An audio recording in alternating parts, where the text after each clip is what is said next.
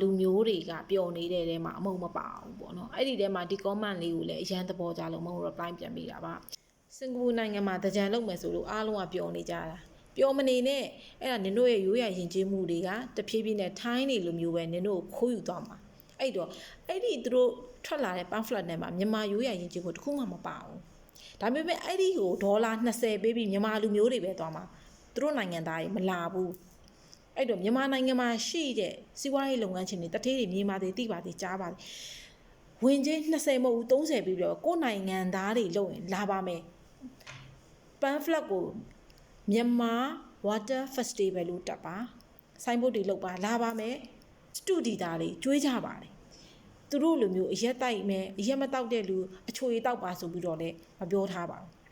အဲ့တော့အမုန်းတို့ရဲ့ရိုးရာယဉ်ကျေးမှုကအရက်တောက်ဖို့လည်းမပါပါဘူးအဲ့တော့ရိုးရာယဉ်ကျေးမှုလို့မဖြတ်စည်းကြပါနဲ့မြန်မာတွေကိုယ်တိုင်ကပဲအမုန်းတို့ရဲ့ပထောက်ပန်းလေးနဲ့အမုန်းတို့ရဲ့ဒီငွေဖလားလေးနဲ့တန်ဖိုးရှိတဲ့အချိန်လေးနှစ်ကူးခလာမှာရက်သေးစာတောက်စားပြီးတော့သူတို့လိုမဟုတ်ဘဲနဲ့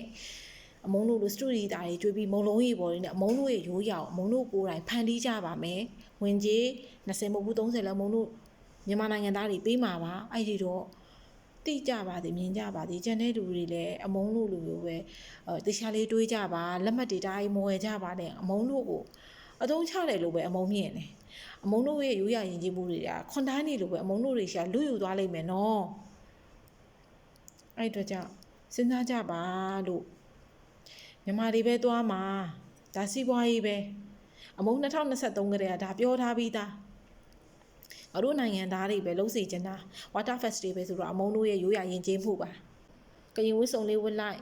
water festival ပြောလိုက်ထိုင်းမှာလည်းရှိတယ်တနခါထိုင်းရလို့တဲ့ထိုင်းရရိုးရာယဉ်ကျေးမှုလာဆိုတလို့ပဲအခုလည်းခွန်ထိုင်းတွေများလာပါပြီပေါ့နော်အဲ့တော့လိုပဲတွေးတောနိုင်မယ်တွေးတောတက်မယ်တွေးတောကြည့်ပါလို့အမုန်းဒီညာနေတောင်းဆိုတယ်ပေါ့နော်ဒါအမုန်းတို့ရဲ့ brown band ဒါအမုန်းတို့ရဲ့ငွေဖလားလေးဖြစ်ပါတယ်ဒါအမုန်းတို့ရဲ့ရိုးရာယဉ်ကျေးမှု traditional ဖြစ်ပါတယ်no copy correct